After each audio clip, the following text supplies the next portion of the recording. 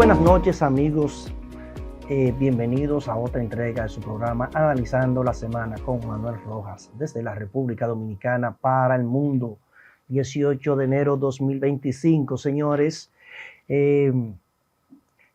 Muchos eventos, muchas noticias, señores. El ámbito internacional, el espectro comunicacional internacional, la geopolítica imponiendo la narrativa en el mundo, señores. Y vamos a comenzar, señores, con el tema uno de los temas más trascendentales en los últimos tiempos.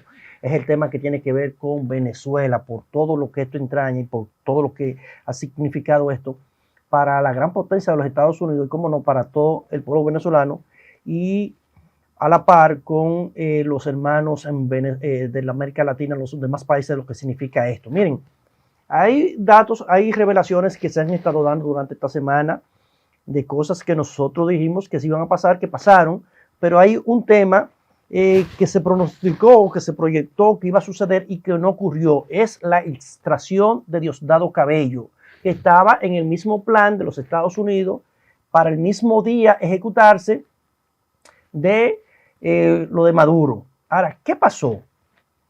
Narramos aquí cómo se dieron los eventos, cómo fue la extracción, esa extracción, señores, que estaba ya pautada, incluso desde el 20 de diciembre estaba pautada ya para esa extracción. Eventos meteorológicos pues fueron postergando la fecha un día más y otro día más, hasta que llegaron los días con la luna y el clima adecuado para la extracción, y se ejecutó la extracción, señores, de una forma quirúrgica, magistral. Cuando los soldados Delta, el equipo élite que fue al operativo, llegaron al búnker, al lugar, a la locación donde estaba Nicolás Maduro y su esposa Cilia Flores, operaron, señores, con todo conocimiento, porque habían practicado muchísimas veces en una locación, en un lugar, en una réplica de ese lugar. Se hicieron réplicas de 3 lugares donde más frecuentaba Maduro, y había un equipo para cada uno de esas locaciones, estaban familiarizados. Entonces, como ese día le tocó a ese lugar, pues fue el equipo que estaba relacionado, que estaba familiarizado, que habían hecho muchísimas prácticas con una imitación, se calcaron todos los detalles de esas instalaciones, y por lo tanto esos soldados, cuando fueron ahí, fueron a un lugar que ya ellos conocían porque habían practicado muchísimas veces. Incluso Donald Trump había publicado un video en el mes de diciembre en su cuenta de Truth, donde habían unos soldados de unos equipos élite practicando, descendiendo de unos helicópteros, que después la gente los replicó como que esa era parte del operativo. No, eso fue un video que colgó el Donald Trump, señores. Y donde se realizaron esas prácticas era en un lugar que habían hecho una réplica de uno de los lugares donde frecuentaba Nicolás Maduro. Nicolás Maduro rotaba su pernotación día tras día, es decir, no dormía en un mismo lugar nunca. Entonces, como habían 3 lugares que eran los que más frecuentaba, pues había un equipo para el grupo, para el lugar A, otro equipo para el lugar B, otro equipo para el lugar C, y por lo tanto, por eso impidieron que cuando él y Cilia intentaron entrar al buque de seguridad, que como quiera lo iban a derribar, pero eso iba a prolongar más el operativo. Pues cuando ellos llegaron a la puerta del búnker, ya habían sido cortado el paso por soldados que estaban ahí, porque ya conocían todas las dimensiones, todos los pasadizos del lugar, porque habían hecho una réplica. Eso se hizo, señores, a través del mecanismo de inteligencia de la CIA. Fueron calcando los lugares, las mascotas, hasta las mascotas que usa Maduro, a través de un reloj, señores. Se daba un reporte diario 3 veces al día de los lugares, con grabaciones, se emitían todas esas cosas. Y ese mismo día, señores, estaba pautado también la extracción de Nicolás Maduro. ¿Qué pasó? De Diosdado Cabello, perdón. ¿Qué pasó? que un medio estadounidense, el de Washington Post, habían dado informaciones que habían sustraído a través de una persona contratista del Pentágono, había sacado informaciones clasificadas de los operativos, porque no un solo operativo, eran varios operativos, y entonces, pues fue, así como esa periodista fue notificada, también notificaron a Diosdado Cabello. Esa persona, Donald Trump lo señala como Aurelio Pérez Lugones, contratista del Pentágono, fue apresado. Incluso en esta semana se realizaron al menos 2 allanamientos relativos a la periodista del Washington Post. No vamos a mencionarla por asunto de que creo que no viene el caso, hasta que no haya una sentencia definitiva. Recuérdense que los periodistas tienen algunas prerrogativas de mantener la fuente y eso. Ella no fue la que se robó la información. El responsable del hurto, de la sustracción de esas informaciones clasificadas de un operativo o de varios operativos que estaban en proceso de realización, esperando las fechas, creo que la parte delictiva tiene que ver con ese contratista. Entonces, a Maduro le dan el pistazo, y es por eso que a la hora, cuando se produce a las 3 de la mañana, a las 2 de la mañana del día 3 de enero, que se toma la decisión ya se había dado horas antes y comenzaron los operativos de lugares, primero con los aviones de tipos electrónicos, el EA-18 Growler, que es un avión modificado del F-18, pero especialista en combates electrónicos. Ese avión lo que hace es ubicar los radares donde están, emite unas señales que disloca la captación de los radares, los apaga. Hubo otro operativo, señores, que es increíble. Antes uno pensaba que los apagones, esos blackouts que se producen en ciudades y que son provocados en asuntos de guerra, uno pensaba que, por lo menos en mi caso, perdonen mi ignorancia, yo pensaba que eran de otra forma, que se provocaban, alterando, qué sé yo, la parte matriz de donde salen la energía. Cosas así pensaba yo, porque siempre en todos los países, señores, hay sistemas interconectados de energía que se conectan a una pista eléctrica, y que entonces, por eso ustedes ven que hay muchísimas plantas encendidas y todas van a una autopista eléctrica y se distribuyen las energías. Yo pensaba que era más o menos interrumpiendo la parte donde salen la conectividad de cada una de esas plantas, pero no. Vi unas explicaciones, señores, de unas bombas que son especiales para eso. Unas bombas como si fueran bombas de ramillete, parecidas a las bombas de ramillete que se utilizan, que son ilegales en la guerra. Incluso los acuerdos de guerra de la ONU y todos esos acuerdos internacionales establecen que las bombas de ramillete no deben o no deberían ser usadas. Rusia ha estado usando bombas de ramillete en Ucrania. Pero este tipo de ramilletes son unas bombas que explotan en el aire, y a partir de ellas salen otras pequeñas mini bombas que van explotando, y eso se lanzan en las partes que tienen que ver con las autopistas eléctricas.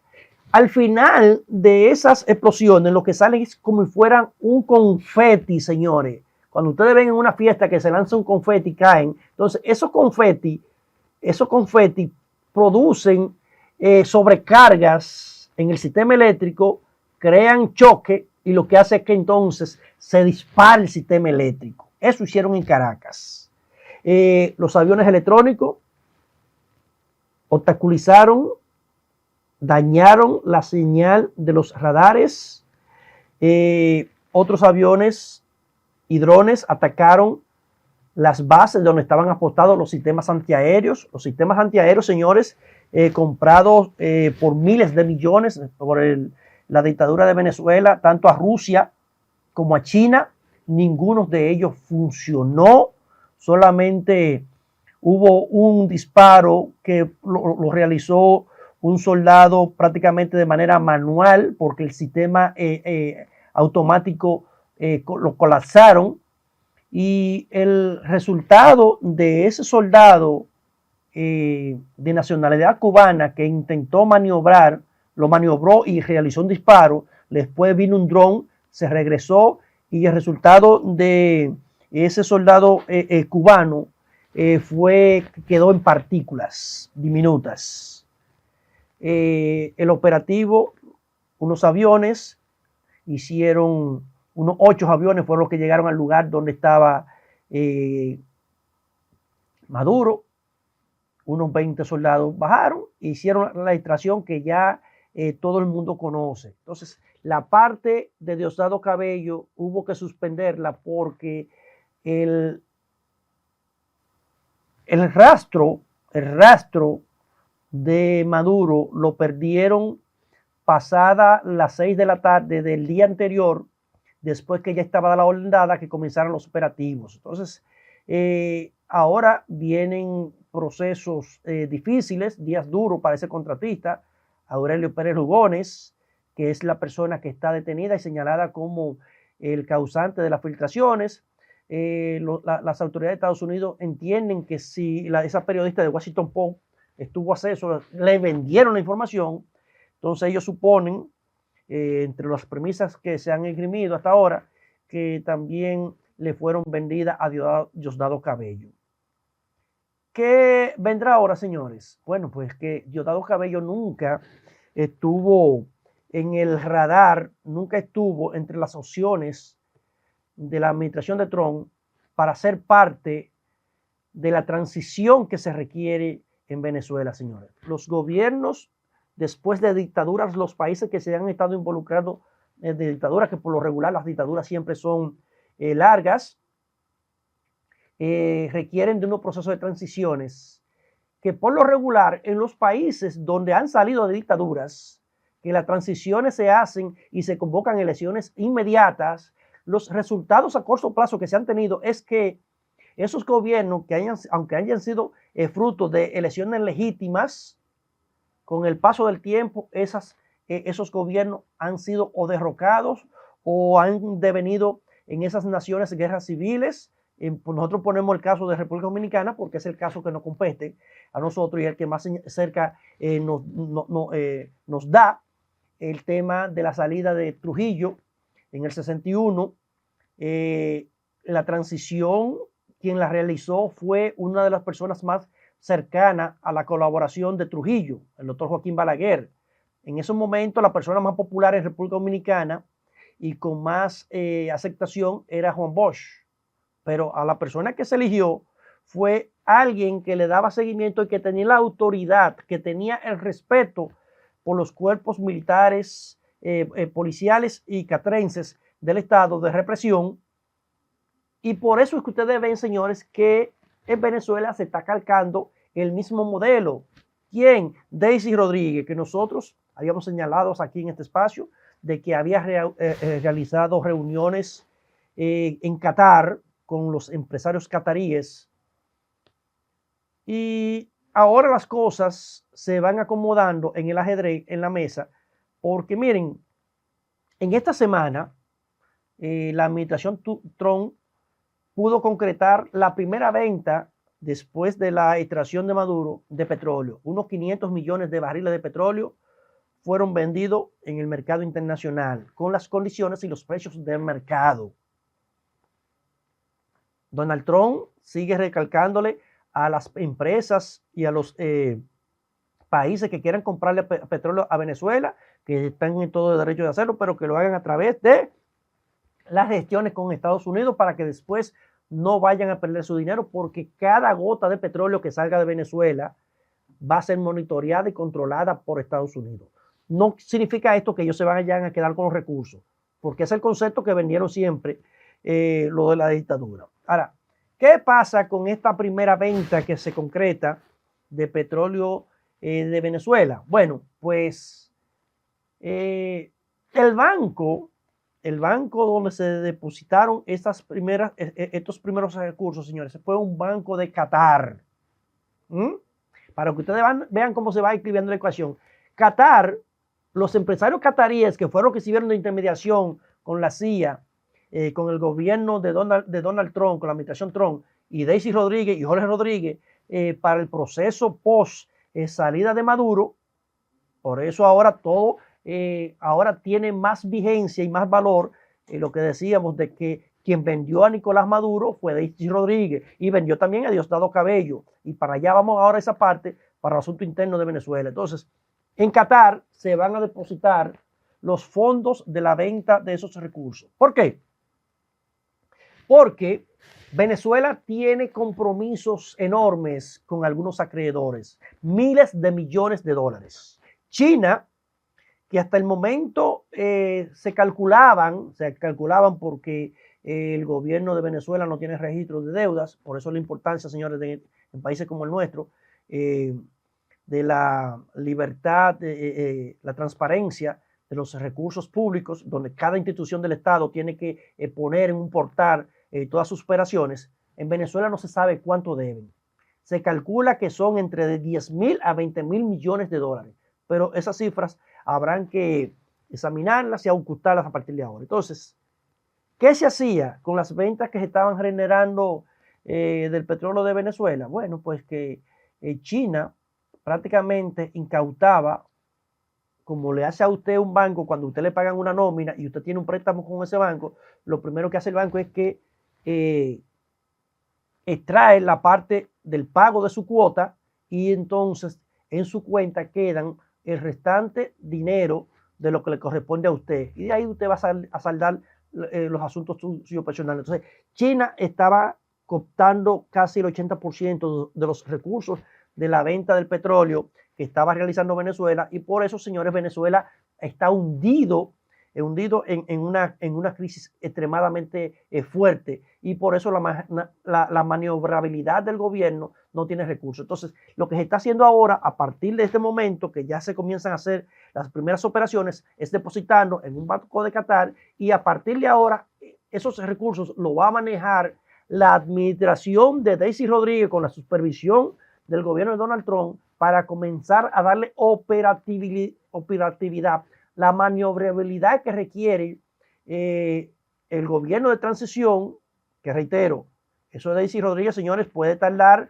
un buen tiempo. No crean los venezolanos que Edmundo González y Corina Machado se van a sentar de la noche a la mañana ahí. Eso es un proceso. Y habrá que ver si en el peor de los casos no se convoquen a nuevas elecciones. Habrá que ver las decisiones que van a emanar ahora de todas estas cosas que se están dando, porque con la no captura de Diosdado Cabello, todavía en Venezuela siguen generándose problemas para el proceso de transición, el modelo de transición que había ideado los Estados Unidos y que ahora eso puede ralentizar muchísimas cosas porque Diosdado Cabello, señores, sigue teniendo la parte de la fortaleza militar en Venezuela. Entonces, vamos a la primera pausa, señores, seguimos analizando más esto porque en el contexto, señores, internacional, reiteramos, los temas internacionales, la geopolítica está dominando los temas de comunicación, no solamente en República Dominicana, sino en todo el mundo. Vamos a la primera pausa.